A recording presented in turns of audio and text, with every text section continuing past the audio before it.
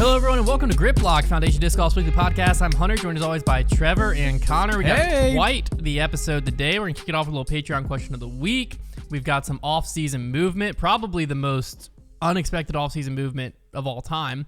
The A-tier schedule is announced, PDGA rules updates, and then we're going to wrap it up with a little in the bag and make that call. But first, word from our sponsors. All right, gentlemen.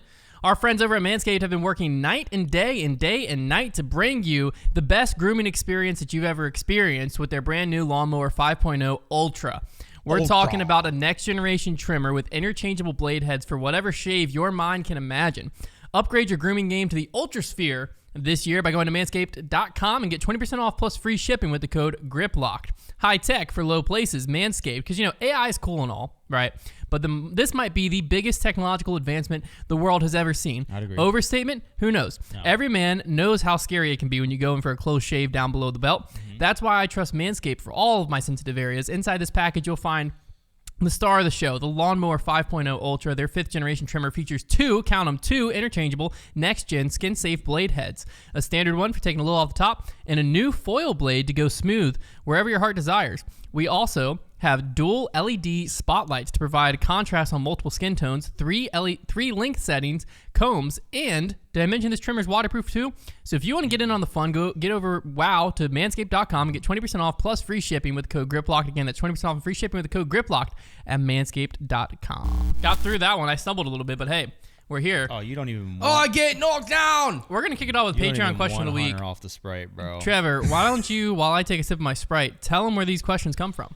Well, here's the thing. Lemon lime beverage. We've got this thing called the Heiser Club. Oh, it's cool. And it's not like the Fight Club. You can talk about it, and we're going to talk about it as well. We actually prefer you talk about it. Yeah, it's over on patreon.com/Foundation Disc Golf. If you sign up, you can get a ton of behind-the-scenes and exclusive content. Every week, we have an exclusive podcast called the Heiser Club Mailbag, where our members submit questions, and we answer every single one of them. That's where this question is coming from. We also have monthly exclusive videos and a ton of behind-the-scenes pictures. No matter what the questions are about, no matter how dumb they might be or how cool they might be. No, I'm saying there are no dumb nobody's questions. never asked a dumb question. I'm just saying if you wanted to ask a dumb question, we would answer that as well. We answer all of them. We do answer all of them. And this one comes from Drew Clemens, not a dumb question. Well, I didn't even tell them what they can do. Oh, sorry. Yet. Keep going. I got cut off. If you want to sign up for this club, this amazing club that there's no dumb questions, you can go to patreon.com/Foundation Disc Golf, and you can sign up for a 7-day free trial. Check it out. Check it out. This one comes from Drew Clemens, and he wants to know what makes a pro disc golfer most valuable to a manufacturer/company. Is it major or elite series wins? Is it the person's ability to move discs? What about their social media presence? Good looks. Dollar signs, baby. It's all about moving plastic. I'll tell you that for free. It's all about moving plastic. That is true. Because here's the thing. Yeah. If you win every single major, and that doesn't...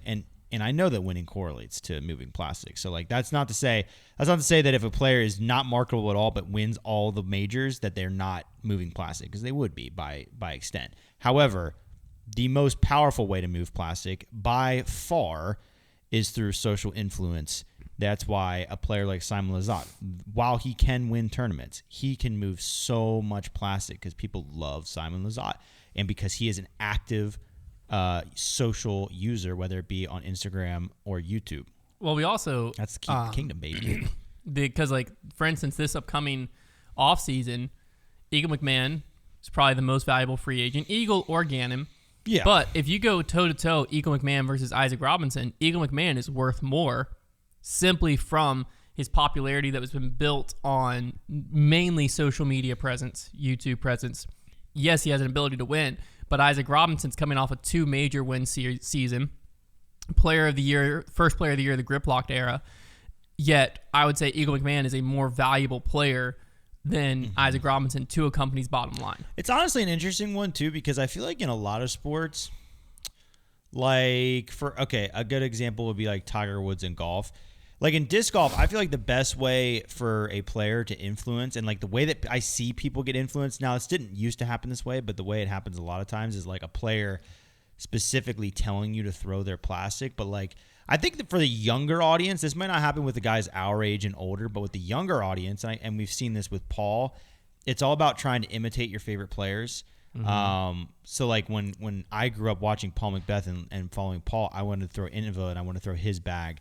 And like in golf, like you see that a lot of times.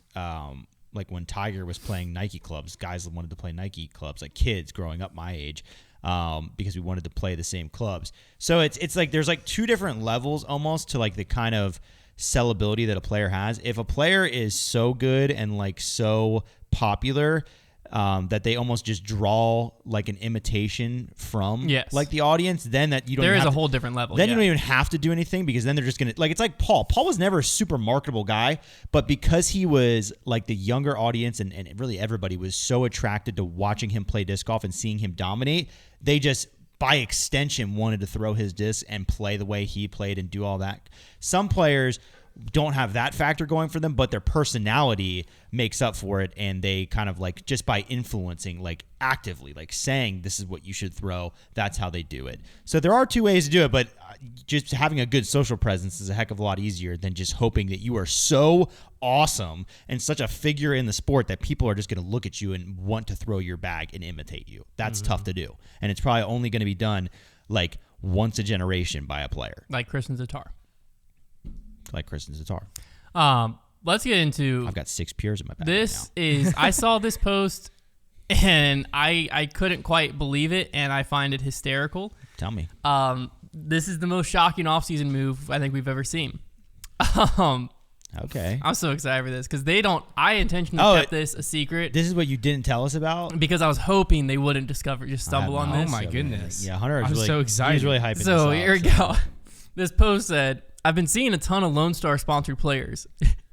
So I decided to see if my dog could get accepted on the team. No shot. So he filled out an application using his dog's name, a fake bio, and just put a 770 PDGA rating. And then he has the email where he said, to my surprise, Otto is now a member of the Ranger team. Oh my gosh. He got his dog sponsored by Lone Star. That is hilarious. Well, this opens up a can of worms now. Yeah. Because who are we going to try to get sponsored by the Lone Star team? I mean, that's like the funniest. I mean, obviously, we've joked about like everyone and your mom being sponsored by Lone Star, the right? fact that like 600 whatever it you was don't have last to like year. link a social media or anything. Like, did he apparently like he just filled the application out with a fake bio and a PG, and they just didn't check. It's not a great look. Now here's the thing. Hysterical. Here's the spin zone. If you're from Lone Star or anywhere associated, you better get Otto a signature disc. You have a chance to make this a great marketing spin. It's very true. By like sending him a bandana that says Lone Star and like some dog biscuits and being like, you know, happy to have Otto on board. Like that's very true. You can totally PR spin this because, you know, once we've talked about it now. It's in the news. It's in the news. It's blowing up. That's the funniest thing. Because I mean, that's like, awesome. I've been the one like joking about it somewhat because like we had they got a dog. We had someone who thought to do that. It's so funny. Someone commented on a live stream and was like, "I just got sponsored by Lone Star. What should I throw?" And I was like, there was like 150 people watching on our Instagram live. I was like, oh, with 150 people watching, this is a really relevant question because probably 90 of you also just got accepted to Lone Star's team. And I've also seen there's been so many memes of basically calling Lone Star the next like pyramid scheme or like network marketing thing. Like calling, what is it, like Amway? We're kind of missing that in our sport. They said like Lone Star. We need a little MLM action. Lone Star's team is the next multi-level marketing. Like it's so like, funny. If you get somebody on your team and they sell this with their affiliate code, you get a cut of that affiliate code and it just keeps going down. Yeah, and they have to buy 25 discs from you per year to stay on the team. We might have to MLM it up. What do you think? Come on. Sounds like Lone Star's already doing it. Yep, Lone Star, if you're trying to get a little model going. Oh, man. That's just so... I mean, there's no way to confirm. Should we all... Like, this is just a post. Okay, there's no way to confirm that it's true, but I fully believe Should we each try to get somebody, like, ridiculous sponsored now? Like, should we make that a goal? Like, who am I trying to get on Ranger team right now? James Bond. I think we... I said doing a fictional character would be pretty funny. Well, here's the tough part. Somehow get Harry Potter on the team. Lone Star, I think, is now going to be on Edge. Well, it depends. We got to find a different street. If they're not listening to this, how big was this on Reddit? I don't know. Had to be big. Like, it was posted. I do remember back in the day, everyone was on Discraft Underground. Yeah. Discraft Underground's a little bit harder to get on now, but like Prodigy Street Team maybe. You know, Gateway has a street team. I might do this on my channel or something. It would be really funny if somebody tried to get on every single street team at the same time.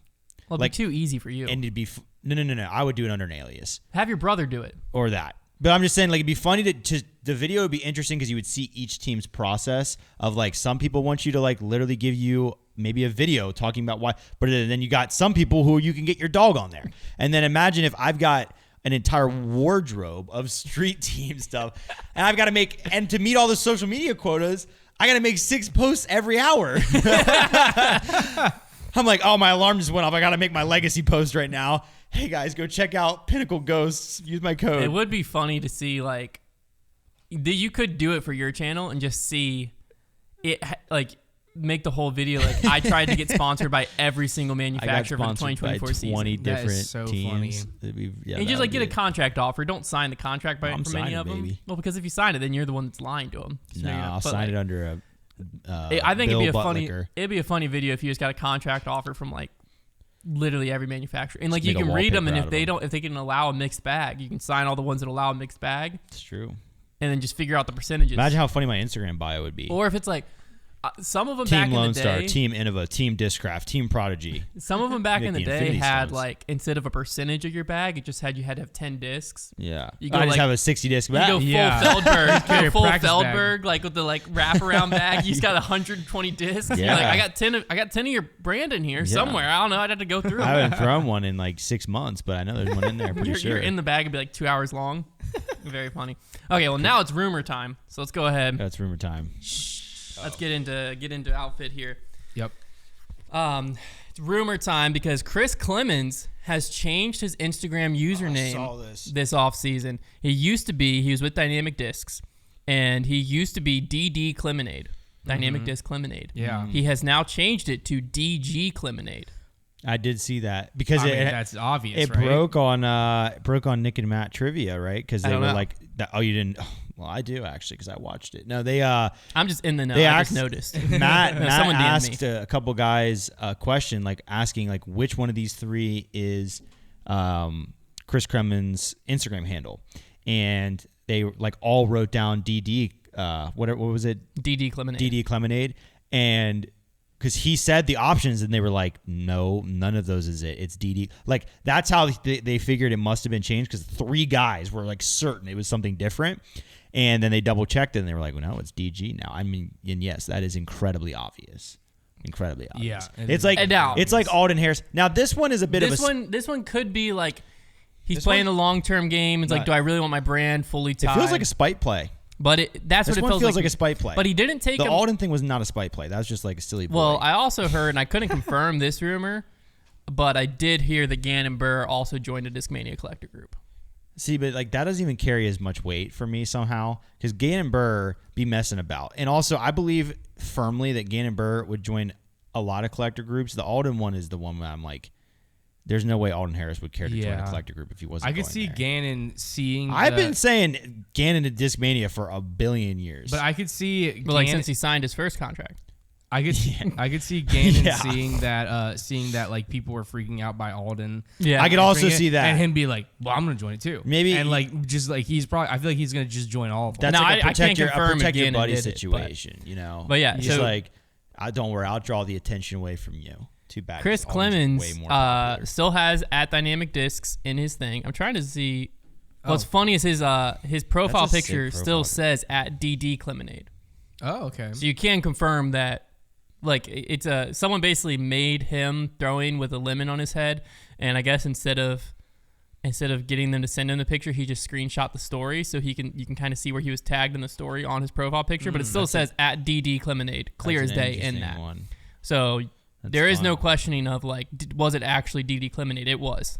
It's and just now, questioning why he took a screenshot. Now, well, that's a different question. I feel like we need to go into a full investigation. But now it is DG Clemonade. So Chris Clemens might be on the move, which that would be pretty bad for Dynamic Discs. Where do we like him?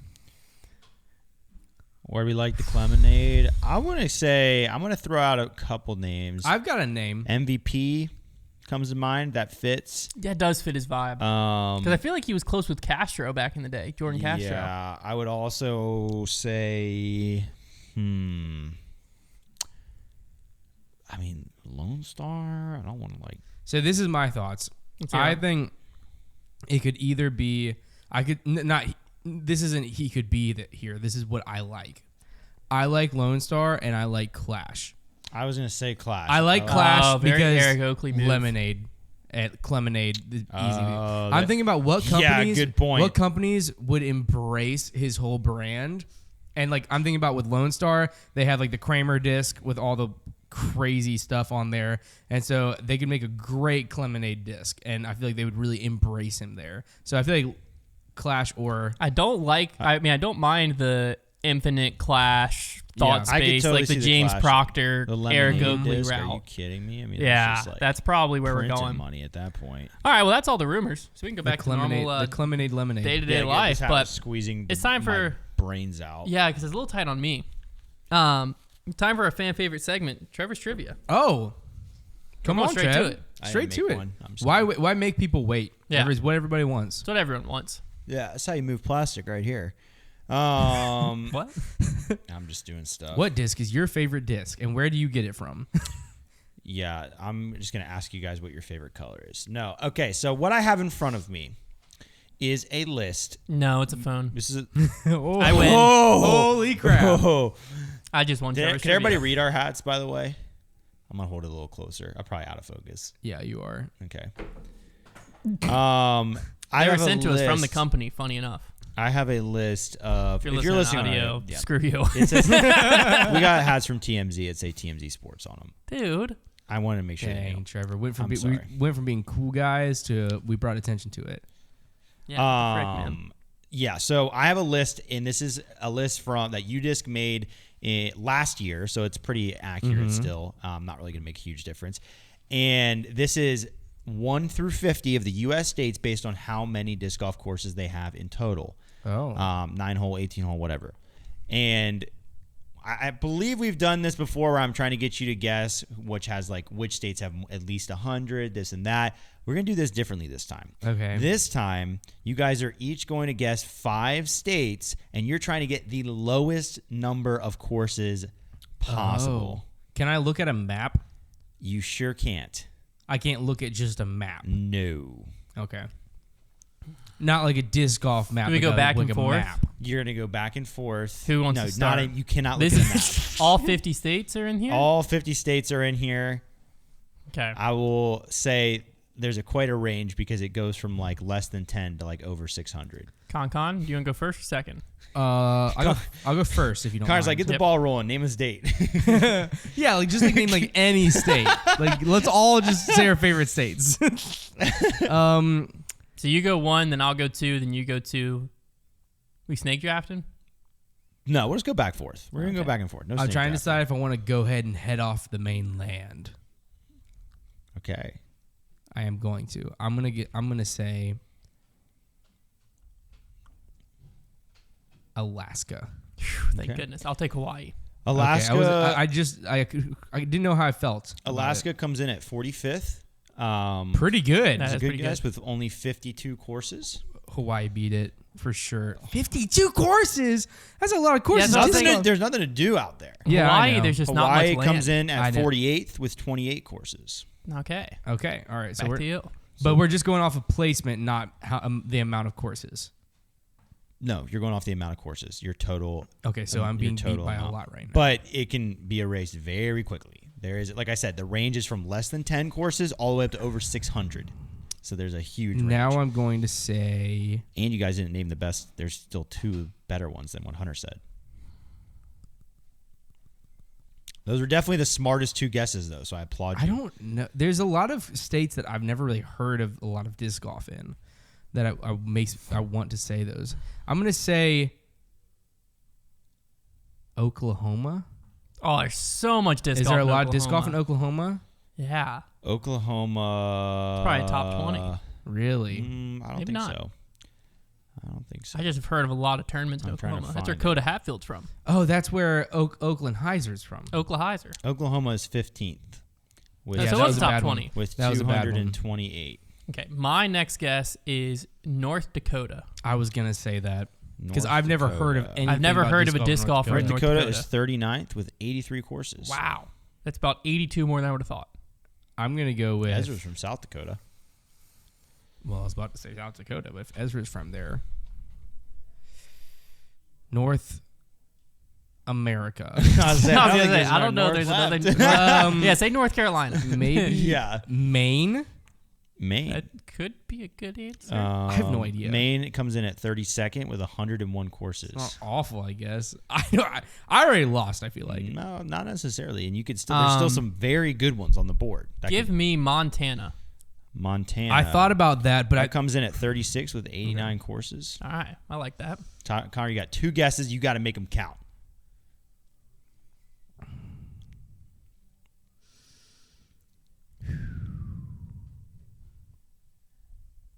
The one that is the New Hampshire.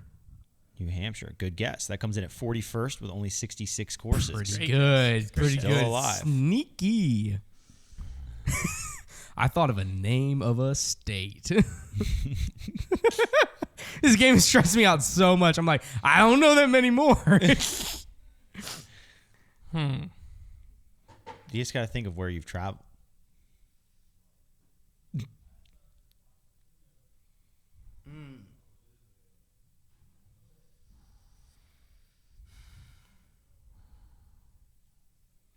Nevada comes in at 47th with only 38 courses. Yeah. When we were just driving, there was nothing. I know. Vegas only had 2 courses. I know. Okay. That's what I was thinking. Konner basically needs to guess regions. like one of the lowest 2 have not been guessed yet. The lowest you basically 2. are going to need to guess one of those. The lowest one, there is very good reason for why it is the lowest. Like it makes a heck of a lot of sense. Really, both of them for the same reason. I'm just gonna I'm just hoping. Okay. New Mexico. New Mexico. That is a very good guess. That comes in at 37th though with 86 So courses. not that bad, but I'll just go with Wyoming. Wyoming. That is a good one. That is 42nd with only 64 courses. What are the 2 at the bottom? So Hunter wins. 2 at the bottom because they are so small. Rhode Island with only 7. I was up there. I was up there though. Only 7 courses, and Delaware with only 13 courses. I was dancing around those 2. Other ones being Connecticut in 46, New Jersey, Vermont, New Hampshire, Maryland, Louisiana. There's so many disc golfers from New Jersey. I was up though. there. I was Not trying a lot to. of courses. That's why they're trying to save Stafford Woods so That's bad, crazy. man. I was wondering if I should hang out up there in that New England area, but Should've hung out. I danced away from it. That was a good one, Trevor. That was super fun. And you know, a way to be timely, huh?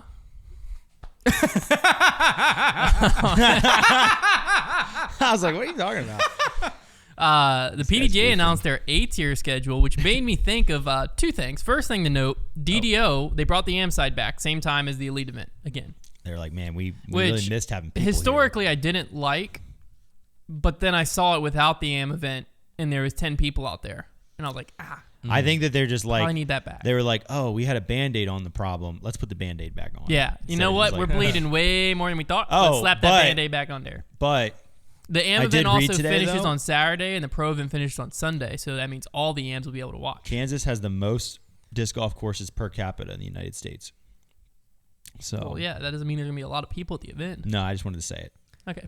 I was like, what's a random state? And then I thought of Kansas, and I was like, oh, that's a good one. It's a random state. And I was like, nope, that's a great disc golf Number state. one on the list is Texas with 640, and it is. That's just because That's what I was Texas gonna. is I thought we were huge. going to go the other direction of like guess with the most, and I was like, please don't say Texas. Yeah, but then we went Cali the other way. Way up there. And then the other thing that came to my mind when I saw the A-tier schedule announced, how much does that matter now?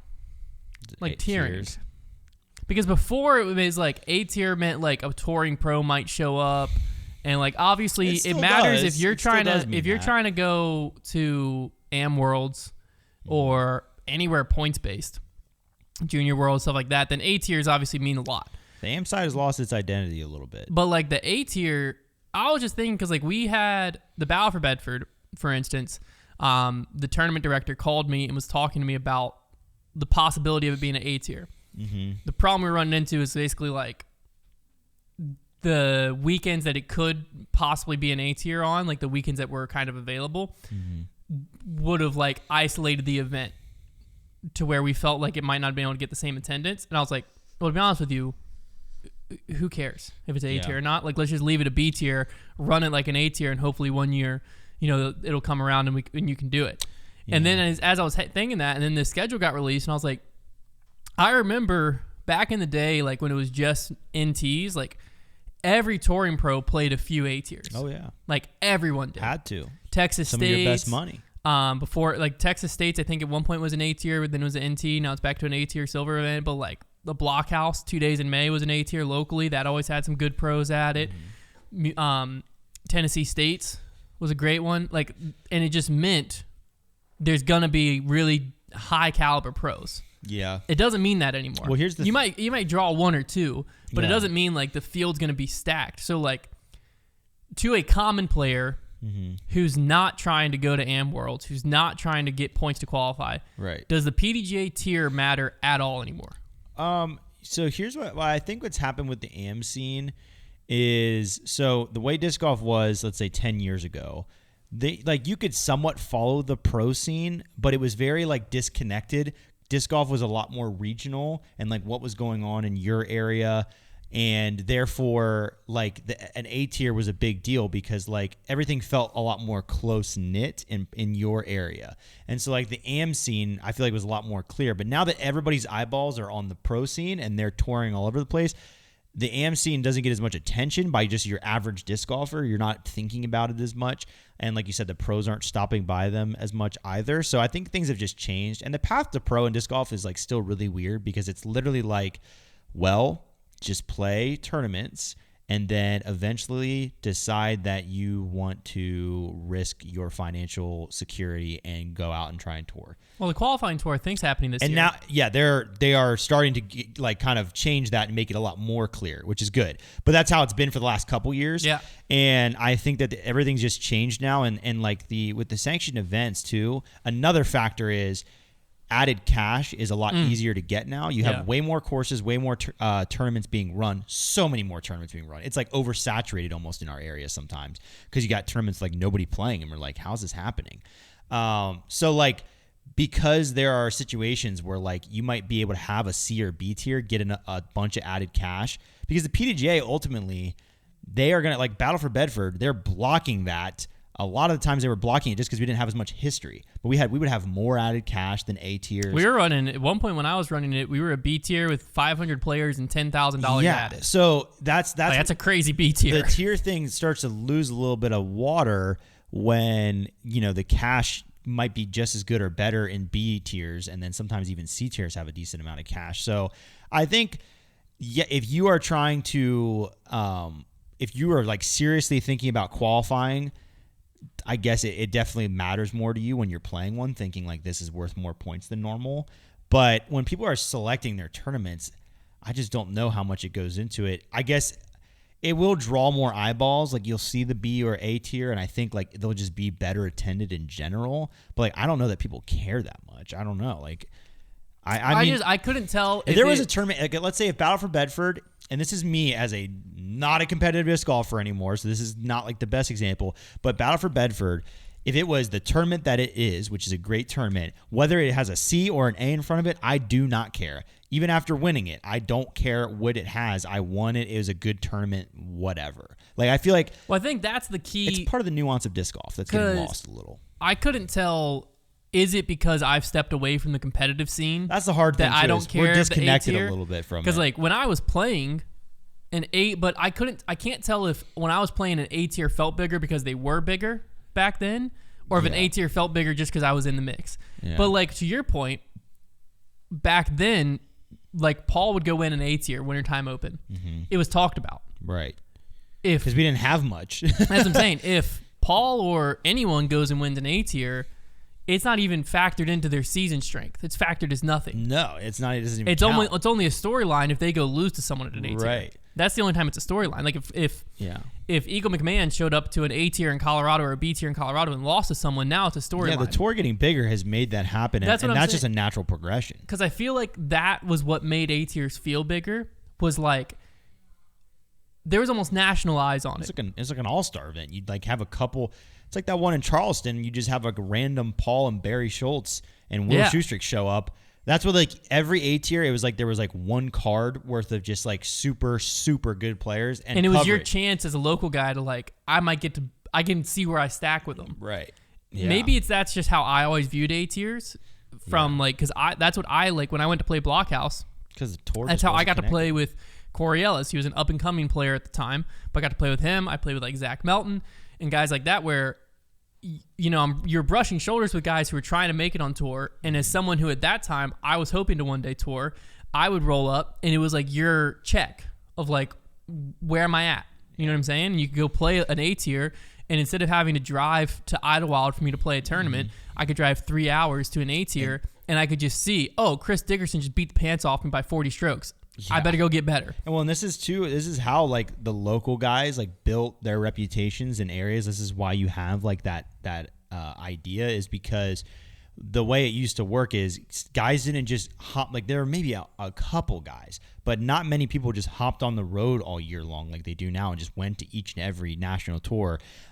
You had a lot of people that were touring around their turf and then finding times to shoot off to certain big events, Worlds, the majors, a couple national tours.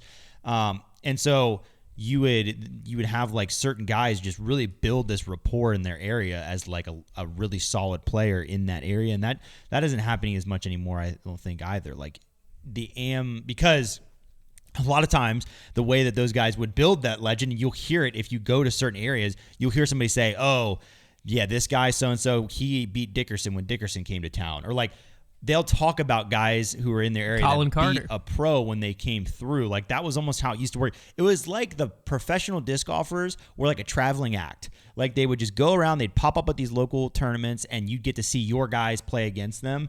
And then like that's what it was, and it's totally different now. We've outgrown it a little bit, but it was a lot of fun. It was very fun, like young part of disc golf, but it's just changed. And now, especially now that there's money on tour, everybody is playing local disc golf with the idea of get me out of here. Like I want to get on the tour because you can make a living. And the more that they make it difficult to get on tour, and the more that they limit, that the more that becomes exclusive. Once we get to a point where all you have to do is be on tour and you're guaranteed you're going to make a living playing disc golf, which isn't the case right now. But if it gets to that point, like that's going to just create a whole new kind of level of allure to that. And yeah, it's never going to be the same as it was. That's for sure. Is it something the PDGA should worry about or like try to fix?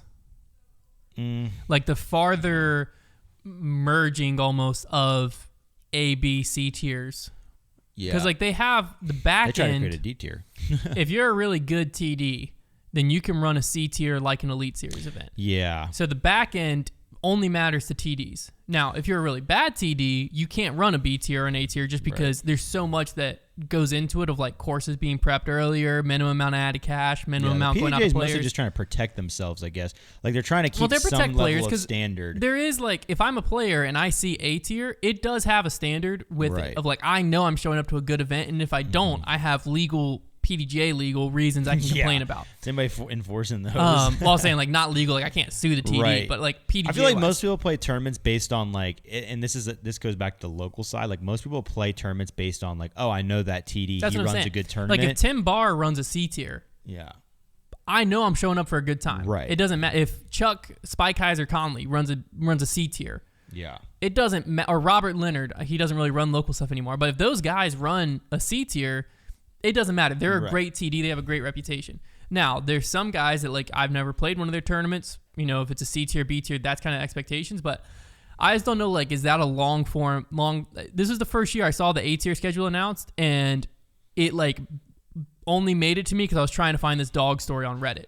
That's how I discovered the A tier schedule was even announced. Yeah, I don't know. I was like, man, that used to be, like, the big day for me because it was like, what A tier am I going to next year? And now it's just like, it's there.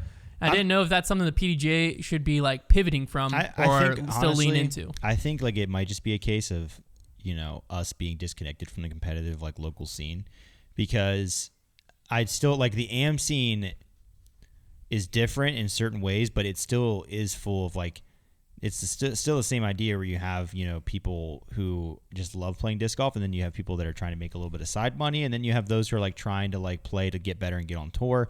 And like that's still happening in today's disc golf, and I'm sure that those people are seeking out A tiers. It's just, I think we're just probably disconnected enough that it's really tough for us to get our finger on the pulse of what's happening. I think it's the evolution for us has been we used to cover A tiers and we don't anymore. Yeah, because there's no reason to anymore. Whereas before, that was like, it was basically a tour event. We need to get our feet in the mud, man. It sounds like we need to get. I think we need to go play an A tier. We need to play an A tier.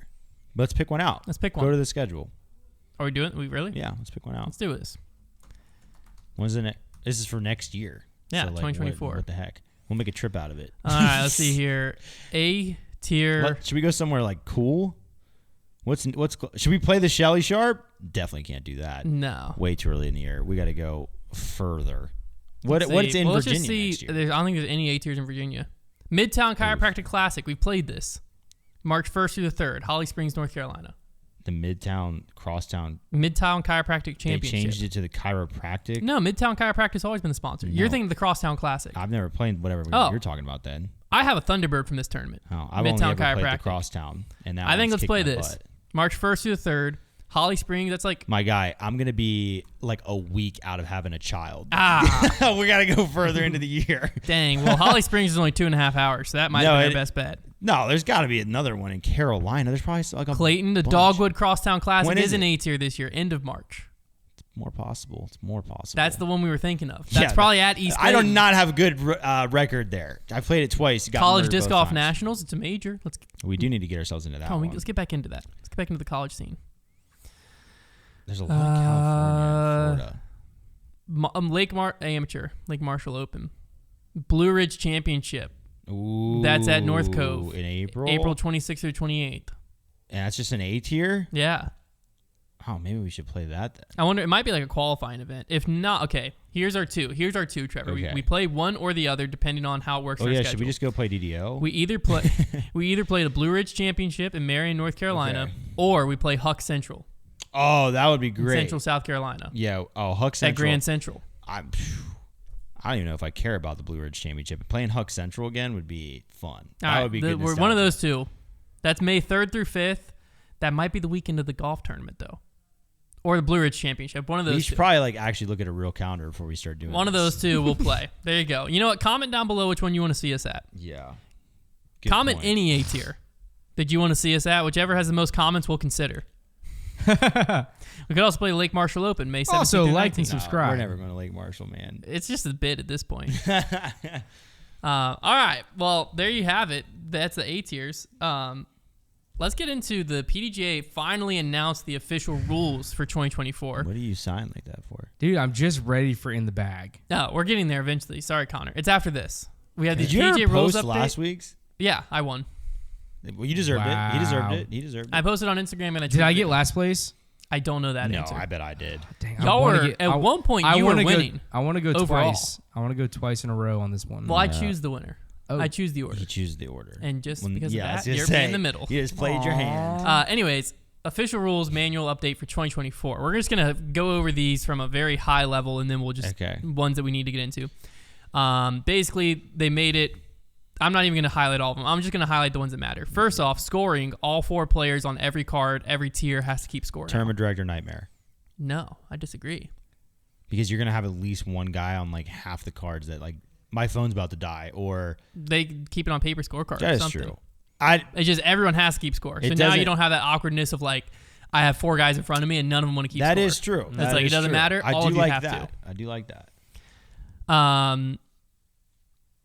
Practice round beginning to play. I don't think there's anything in that or that. Tiers, they did have what was in here that was interesting? Oh, they just described the defined sudden death play. And they also went through the aggregate playoff stuff. Now, the pace of play I thought was interesting mainly because this is now where you can put a group Clock on the shirts? clock.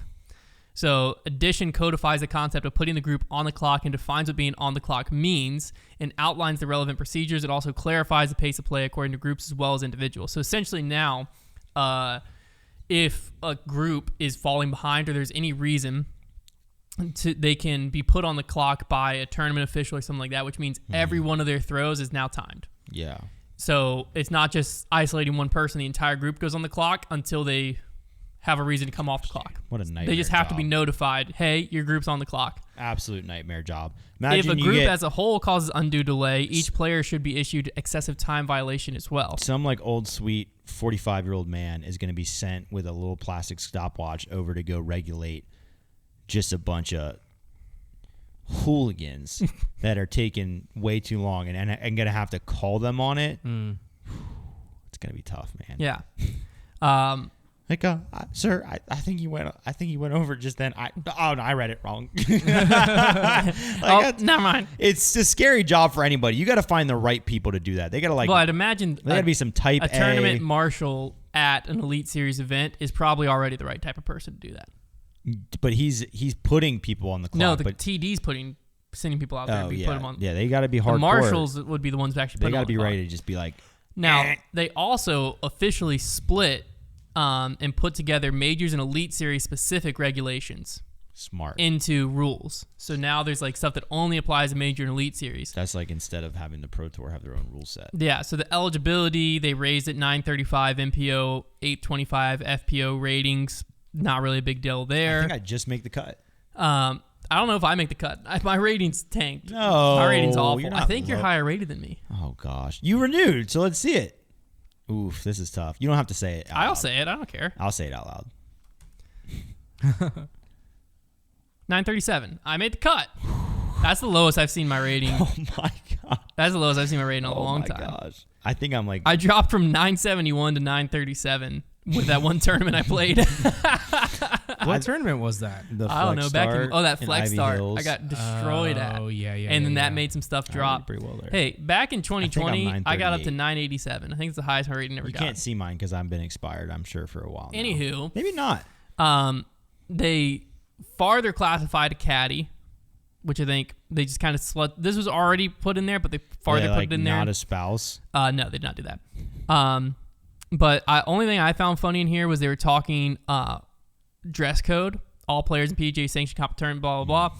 This one, I screenshot this because I found it funny. No ripped shirts. 944. Just wanted to say that. There you go. See, you're higher rated than me. Told you. No ripped shirts, shorts, or pants allowed on the course. This includes unhemmed garments or garments with torn or cut vents at the shirt's collar. So I tweeted and I said, you better watch out if you're walking through a thorn bush next year because it just says no ripped shirts. Yeah, like what in the world? So just imagine someone like walks through, their shirt gets caught, ripped, and then a player's like, well, that's a clothing violation. I'll be doing it. What's the penalty for a clothing violation? Frick if I know. Oh, it's part of the code. It's part of the code of conduct. So let me see if I'm gonna be calling people on it. All violations of this section by any player or caddy shall be considered a courtesy violation. That's I hope you don't have a thread out of place. Dang, think about the violation. video we shot last week. I would have been in bad shape. Oh, you're Yeah, you would have to take them off. Just saying. You guys will see that eventually. The only other thing I wanted to highlight from this, because there's like tour standards, they updated kind of what a lie is. That was a highlighter. If you play a lot of tournaments, you should read through all of this. I'm not going to bore everyone who doesn't. I don't know where this one is, but they did specify that it is a player's requirement now to turn in their scorecard before doing any media obligations. So basically, goodness. You can't finish the round, tap out your putt, and then have a camera shoved in your face. It is the player's obligation. They have to finish the scorecard and submit it live before walking over and doing an interview. Nice. So that should help mitigate. Before it was like on the media wasn't supposed to ask, but the media can't really be penalized. Can't. So that doesn't exactly make sense. It's penalized. But the player can be penalized. And so there you go. That's pretty much the rules update. Again, if you play in tournaments a lot, there's way more in there. I read them all. Those are pretty much all the interesting ones to apply to us non-tournament players. Thank you, Hunter. But if you're a tournament player, I would highly recommend going and reading them because there's a lot of stuff that could get you all diced up. The ripped garment thing is very funny. I thought it was funny. It's just, obviously, you know what they mean. Yeah. But it's funny how it can be just easily pulled out of context. I say it doesn't mean I'm not going to enforce it. I just care so much. All right, it's now time for In the Bag. This week's In the Bag, if you don't know what it is, basically we fill our proverbial disc golf bag with 4 items that fit said topic. This week's topic is disc golf terms used in non-disc golf phrases. Okay. Love it. Disc golf terms used in non-disc golf phrases. I love it. I'm going to go first. I'll have Konner go second and Trevor go third. Can I go third? No. Okay. Just asking. I got my answer. Joke's on you. I wanted to go second. All right, my first is you're so dumb. Here we go. I haven't read these since I wrote them late last night, and they're just as bad as I thought. Okay, my first one. You should. Okay, go ahead. I'll let you cook. I'm cooked. I made sure to froth my milk for my hot chocolate. Oh, so that's just a pun. Okay, so It's only funny because of how funny Hunter thinks it is. wrong. So you just took a word that sounded like another word and okay. No explanation needed. I love it. Froth. Here's mine. Konner? She's definitely going to say yes. This proposal's a tap-in birdie. Nice. That's how it should be done. There you go. My first one is referencing a lower back tattoo as a bag tag. A bag That's tag. good. Yes. Love that. How do you want me to write that? All of mine have dialogue. Mine's all dialogue. A lot of mine do as well. That's good. That's good, Trev. I like that. A bag tag. Another one I liked was using Mando to describe a place someone must visit on a tourist stop. Oh, you're in town right now? Mando, go to Jersey Mike's. That is funny. Mm-hmm. That's good. There you go. Those are my two. Konner? My next one is a continued dialogue. Okay. So just to summarize, my first one was, she's definitely going to say yes. This proposal's a tap-in birdie. Mm-hmm. This next one is said by friend. Okay. Hey, man, I'm sorry she said no and then your dog died. That's a real cage hit, then roll away to 40 feet. But hey, you'll make this comebacker and get back on your feet. That was a lot of terms used in one. Yeah. That go. I don't think that's allowed. Because Yeah. what if I?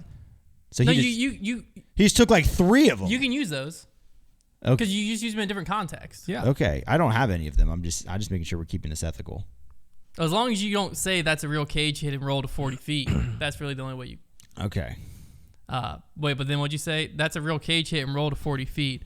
Don't worry, I'm sure you'll. But hey, you'll How make, are you going to put this on a graphic? But don't worry doesn't- about that. That's There's for me to absolutely just no figure way. out. I answered playing the the questions game. I was given. I'm playing the game. But hey, no, I meant for all of our answers. They're But all hey, you'll make this comebacker and get back on your feet. wrong. Okay, Hunter. thank you. All Froth right. us up. My next one. Froth. No, okay. This is a cop. Oh gosh. The cop said, "Excuse me, sir. Do you know how fast you were going?" Me. Barry always said, "Slow is smooth, smooth is fast."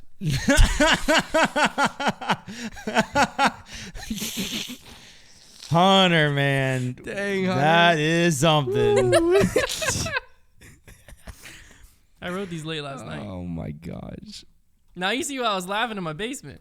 I see. That's funny. I can just copy and paste. I don't already even know wrote these how down. to answer these anymore after Hunter is gone.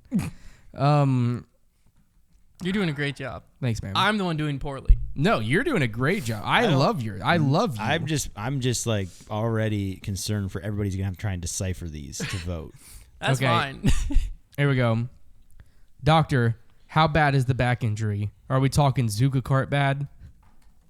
That's funny. Oh, just describing it as bad, like Yeah. Zuka cart. No, like No, how is bad's it- my back injury? Do I need to use a Zuka card? Yeah. Oh, Yeah. I like that. Thank you. I like that. Thank That's you. I good. like you too. That's good, Con. Okay, I've got 2 more to finish out here. My next one is assigning flight numbers to cars, Oh such shit, I was as supposed to do 2. Doesn't matter. I'll do 2 later. such as oh man, that new Mustang looks like a 13 speed but drives like a 9. Nice. There you go. And then my last one I'll go with is using jump putt to describe distance, such as, oh, I live real close to that gas station, just a jump putt away. Yeah. There we go. All right. I'm trying to choose between 3 different ones right now. Let's see which ones I want in the list, and then I'll just do honorable mentions afterwards. I'm gonna go.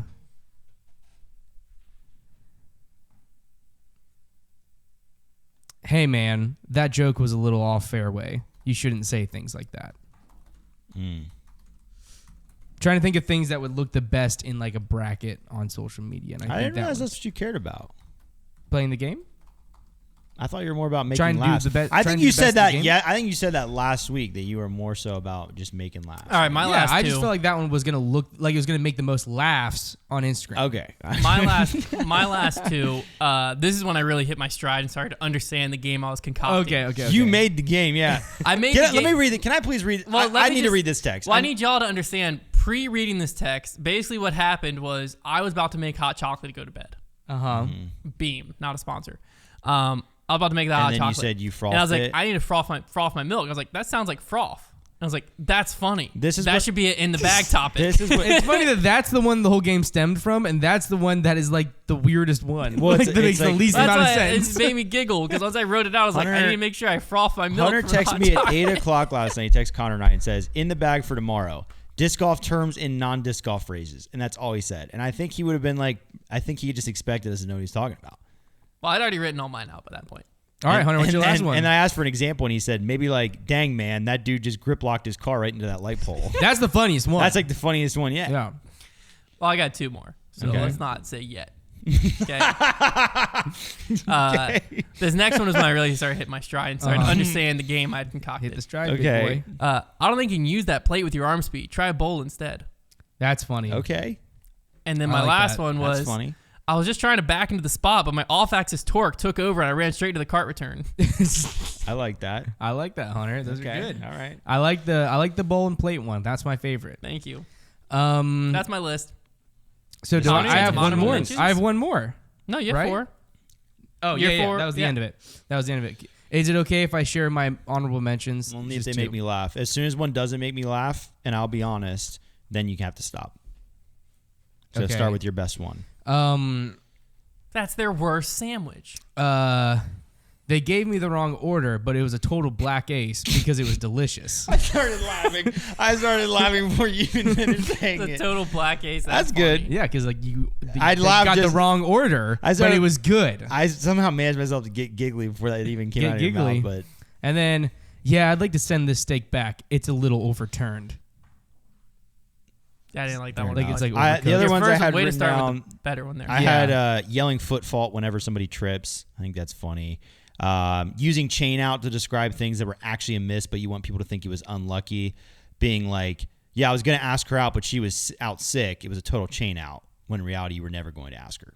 And the other one I had was calling easy tasks a pitch and putt. Like, oh, that test was super easy, a total pitch and putt.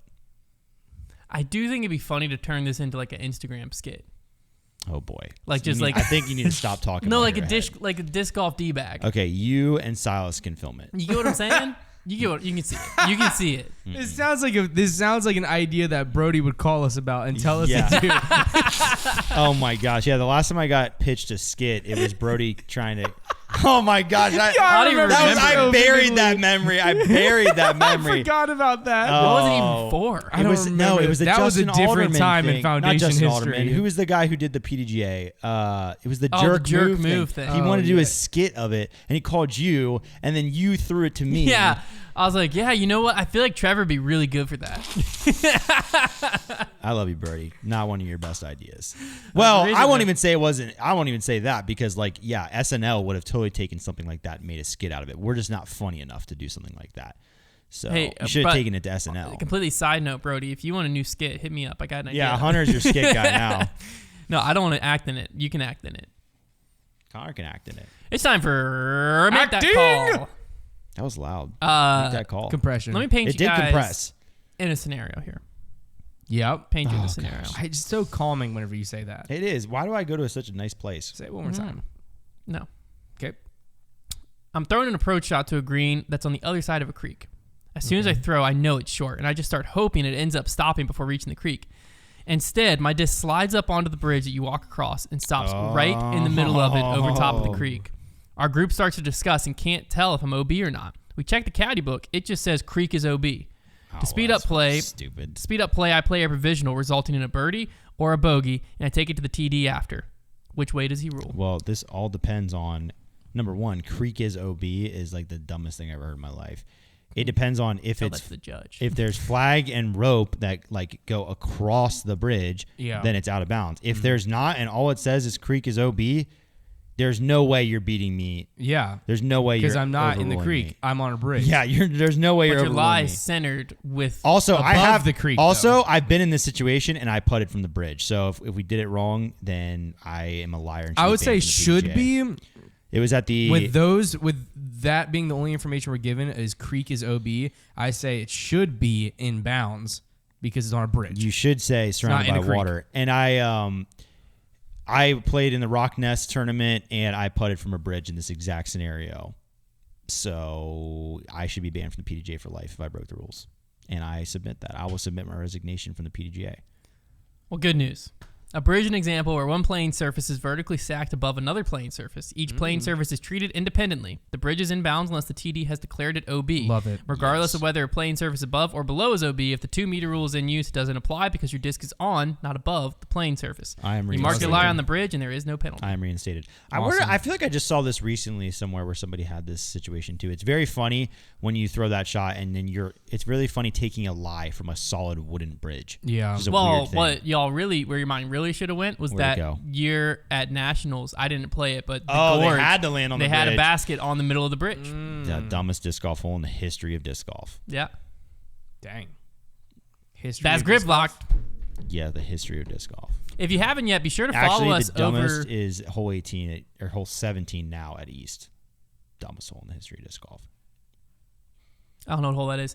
If you haven't yet, be sure to follow us over on Instagram at GripLockPod, I do believe. You can check the link in the description down below. We have a bunch of clips over there. It's also where you can vote for your in-the-bag favorite.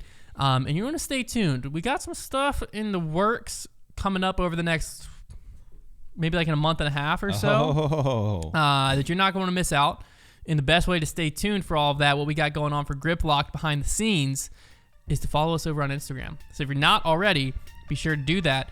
Other than that, we'll see you same time, same place next week. Bye-bye.